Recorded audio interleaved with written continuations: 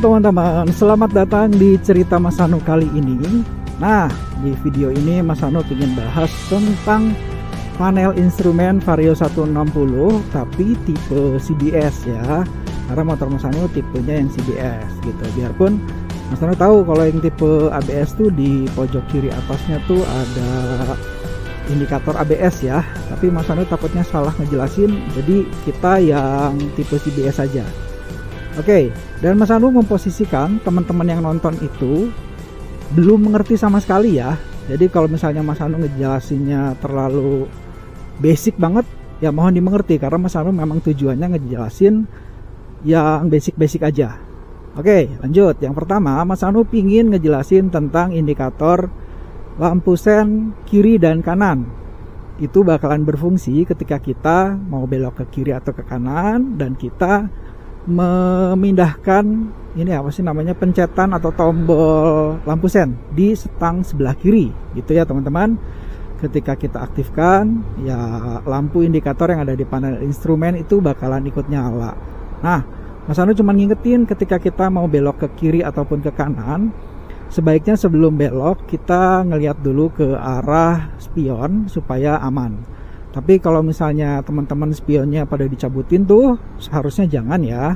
Tapi kalau misalnya dicabut, tolong kasih tanda ke belakang. Misalnya kayak kita menoleh ke kanan atau menoleh ke kiri supaya orang atau pengendara di belakang sedikit ngeh gitu, sedikit oh ini orang kayaknya mau belok deh gitu. Jadi kasih kode gitu teman-teman. Oke, lanjut ke instrumen berikutnya. Itu ada logo atau indikator keyless. Jadi si indikator ini akan menyala ketika kita membawa si smart key atau ada orang bilang juga namanya remote. Nah, si smart key ini kita bawa, terus kita pijit si kunci kontaknya atau kita nyalakan. Nanti si indikator ini bakalan menyala teman-teman. Ketika misalnya indikator ini menyala berkedip-kedip sebanyak 5 kali, itu tandanya baterai si remote atau smart key kita habis teman-teman. Jadi lebih baik diganti gitu ya. Kita lanjut lagi ke indikator berikutnya. Itu ada indikator lampu jauh. Nah, ketika kita pencet atau pijit si apa sih namanya ini, pokoknya kita pijitnya di sebelah kiri stang ke atas gitu ya. Nah, itu nanti lampu jauhnya bakalan aktif dan si indikator yang ada di panel instrumen itu akan berwarna biru teman-teman gitu. Oke, lanjut lagi ke indikator berikutnya. Itu ada indikator kita gampangnya aja ya, itu indikator mesin teman-teman. Jadi ada malfunction, mudahnya gini lah, ada kerusakan di mesin lah, itu aja intinya. Atau ada hal yang tidak seharusnya terjadi di mesin. Buat kita yang tidak mengerti permesinan, udah deh, udah paling bener teman-teman arahin motor ke bengkel, langsung ke bengkel, karena itu nggak bener teman-teman. Jangan ditunda-tunda, langsung ke bengkel gitu ya. Nah, ketika indikator berikutnya menyala nih, yaitu indikator kalau Mas Hanu bilangnya itu indikator overheat teman-teman. Jadi si motor kita nih kondisi mesinnya itu dalam keadaan yang terlalu panas gitu. Penyebabnya mungkin salah satunya kekurangan si air radiator atau air coolant yang kita biasa isi itu teman-teman. Jadi biasanya langkah ketika ini terjadi, yang pertama lebih baik kita berhenti dulu, matiin si motornya, tunggu sampai motornya dingin. Kalau misalnya teman-teman ngerti, coba diperiksa apakah si air radiator atau air coolantnya habis atau berkurang atau bagaimana, coba dicek dulu. Tapi tunggu sampai mesin benar-benar dingin. Jangan pas panas-panas ngecek air radiator. Wah, itu bahaya teman-teman gitu ya. Tapi buat teman-teman yang nggak ngerti, ketika misalnya si ketika si indikator itu menyala teman-teman, yang kayak bendera-bendera itu, udah deh lebih baik bawa ke bengkel, biar bengkel yang menyelesaikan. Oke, kita lanjut ke indikator berikutnya. Itu ada indikator ISS, Idling Stop System.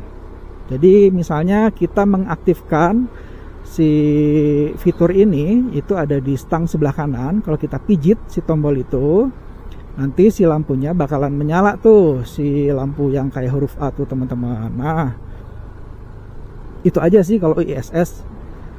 Kalau misalnya kita nonaktifin, dia bakalan mati. Gitu ya teman-teman. Terus lanjut, yang berikutnya itu ada indikator aki. Si indikator aki ini ketika menyala itu tandanya bahasa gampangnya gini. Jadi si aki kita ini lagi lowbat gitu teman-teman, atau dayanya berkurang gitulah, atau dayanya tidak di angka yang seharusnya lah gitu. Bahasa gampangnya begitu. Dan gampangnya lagi, udah bawa ke bengkel aja. Ada bengkel aki atau bengkel ahas, itu udah lebih baik. Kalau misalnya teman-teman yang ngerti nih, teman-teman bisa cek kan ada tuh di panel instrumen untuk ngecek tegangan aki kita berapa.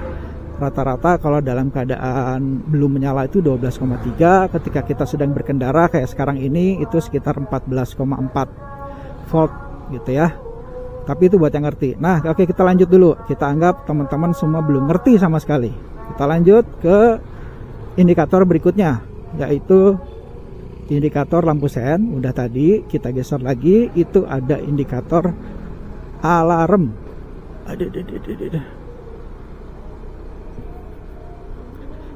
Ketika kita ngaktifin si alarm dari smart key kita, nah biasanya si lampu ini bakalan berkedip-kedip teman-teman. Gitu. Berikutnya kita pindah ke bawah lagi, itu ada indikator bensin. Info aja, ketika misalnya si indikator bensin kita tinggal satu batang gitu ya, atau satu bar, itu tandanya bensin kita sisa sekitar 1,7 liter lagi teman-teman. Gitu. Berikutnya itu ada indikator speedometer. Jadi speedometer itu bakalan mengukur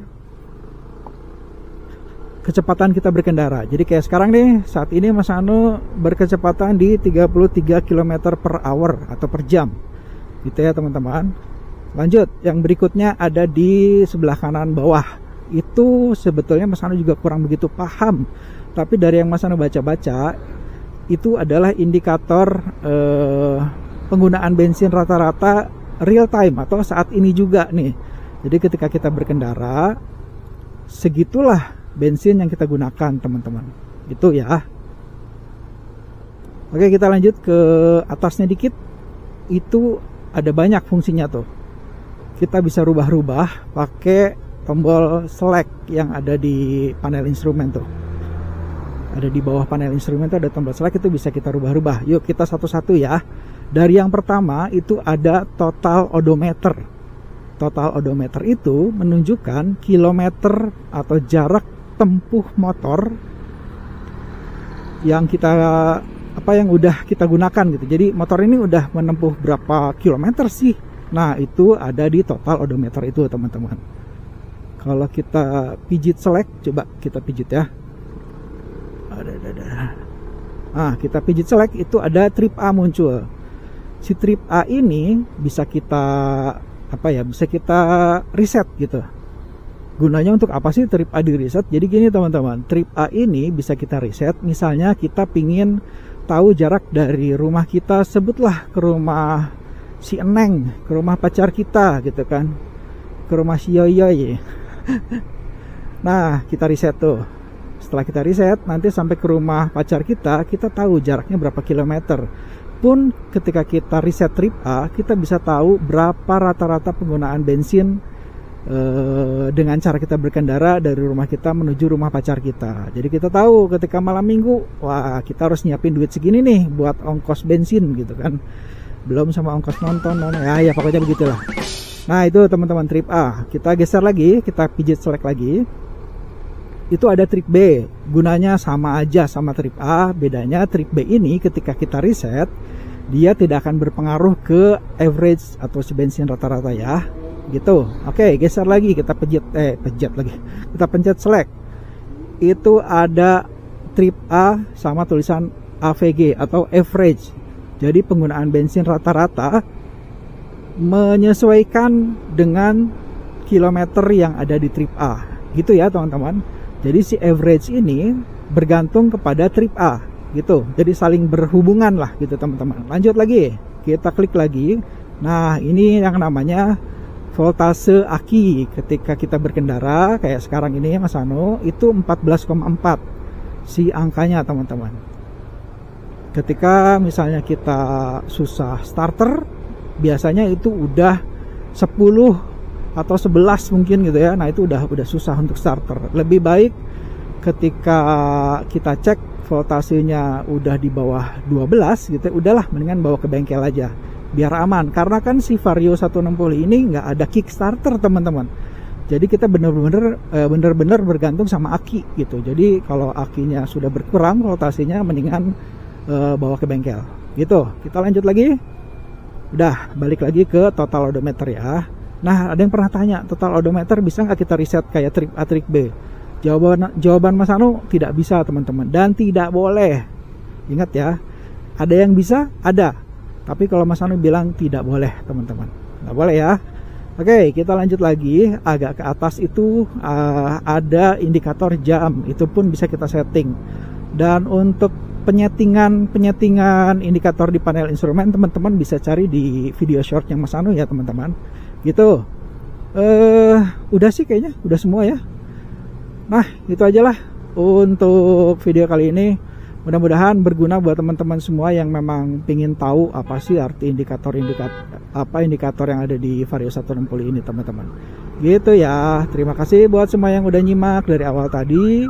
Dan Mas Anu berharap kita semua dalam keadaan sehat. Apapun yang kita kerjakan selama halal, mudah-mudahan diberikan kelancaran. Dan buat teman-teman yang lagi mungkin kurang enak badan, cepat sembuh, cepat fit, cepat kembali bisa beraktivitas kembali. Oke teman-teman, mudah-mudahan bisa ketemu lagi sama teman-teman di video Mas Anu yang lainnya ya. Sampai ketemu lagi, bye-bye.